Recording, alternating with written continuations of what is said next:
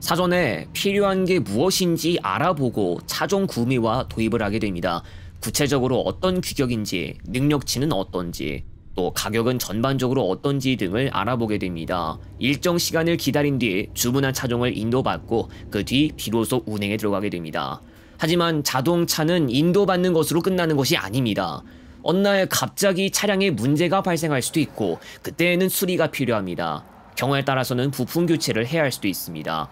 그러니까 사후에도 충분한 관리가 필요한데 만일 공급이나 정비 등의 문제가 발생해서 차를 세워야 하는 경우가 발생한다면 어떨까요?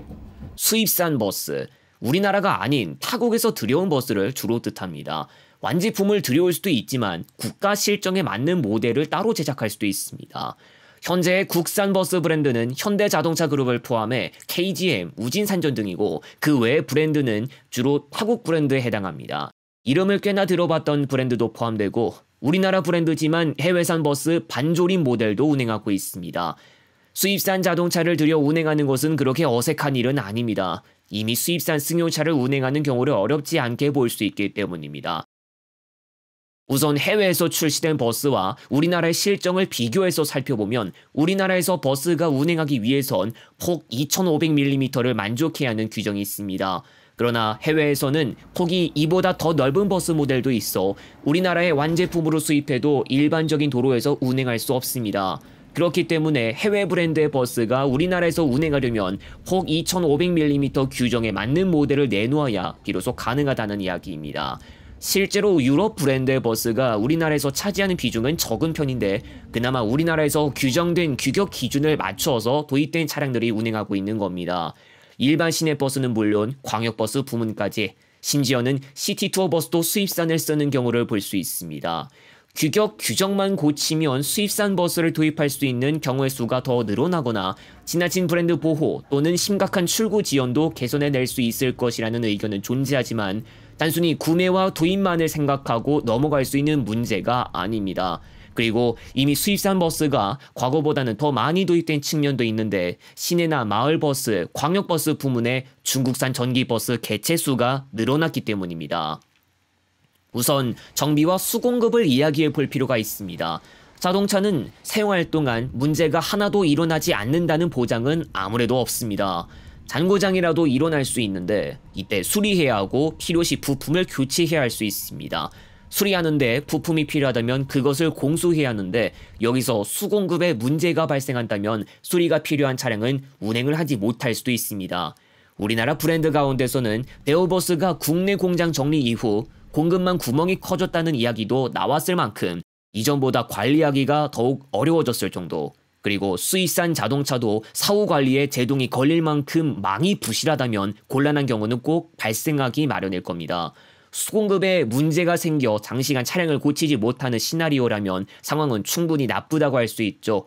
지금부터 이야기하는 내용은 그동안 공급 문제 등으로 인해 우리나라에서 발생한 사례들입니다.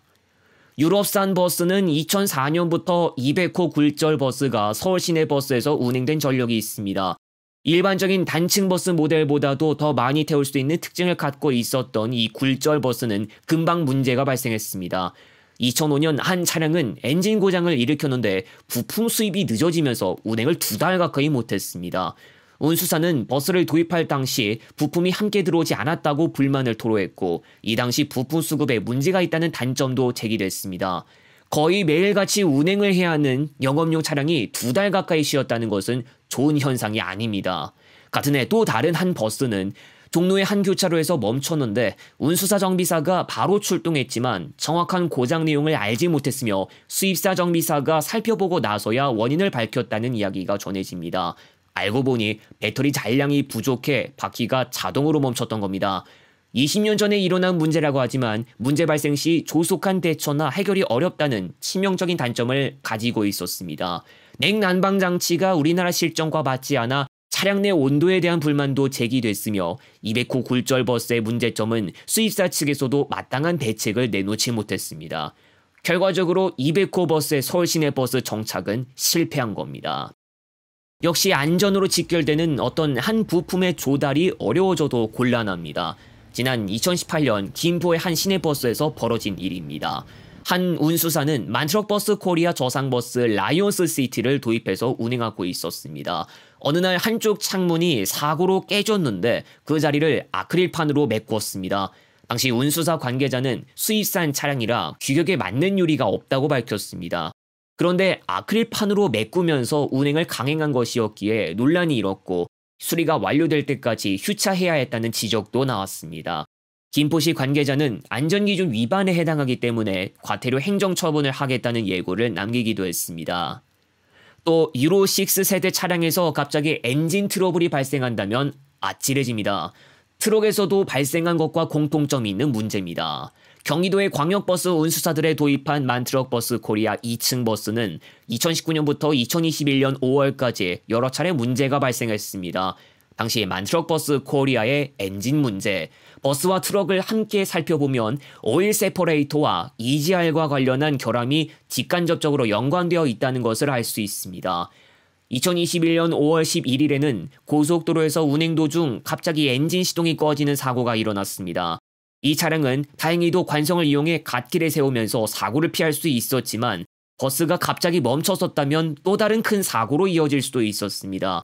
유로6 세대로 접어든 이후 이 브랜드의 모델에서 중대 결함이 보고되면서 트럭 시장에서부터 조짐을 보이고 있었습니다.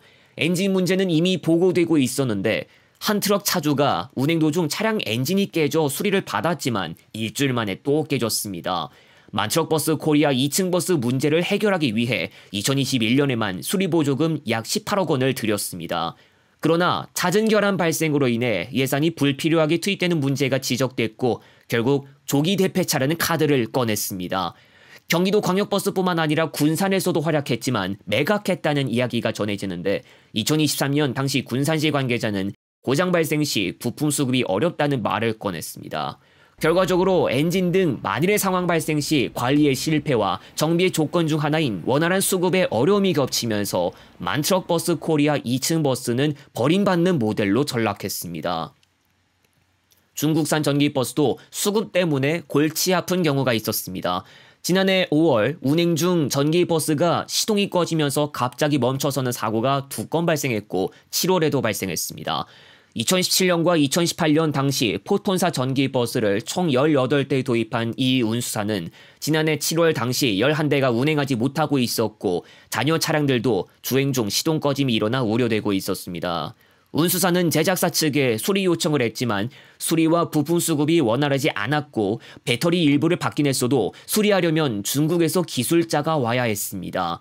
해당 모델이 전기버스 초기에 해당하기 때문에 기술력에 대한 측면도 감안해야 하지만 아무튼 지난해 기준으로 도입한 지 최대 7년 정도에 지나지 않았던 버스였기 때문에 내구 연한 규정에 의거하면 더 쓸 수 있던 차량이었습니다.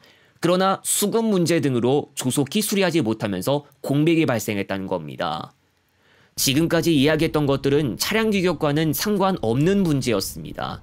단순히 차를 도입하고 타는 것만 생각할 것이 아니라 전반적인 관리에 큰 문제가 없어야 규정으로 정해진 내구 연한을 충분히 채우면서 운행이 가능합니다. 완제품이 됐든 커스텀 제작이 됐든 수입산 차량마저도 사후관리나 수공급망에 구멍이 발생한다면 제 아무리 관리에 신경 쓰는 운수사라도 골치 아파집니다. 그리고 그 여파로 인한 피해는 승객들에게도 전해질 수 있습니다.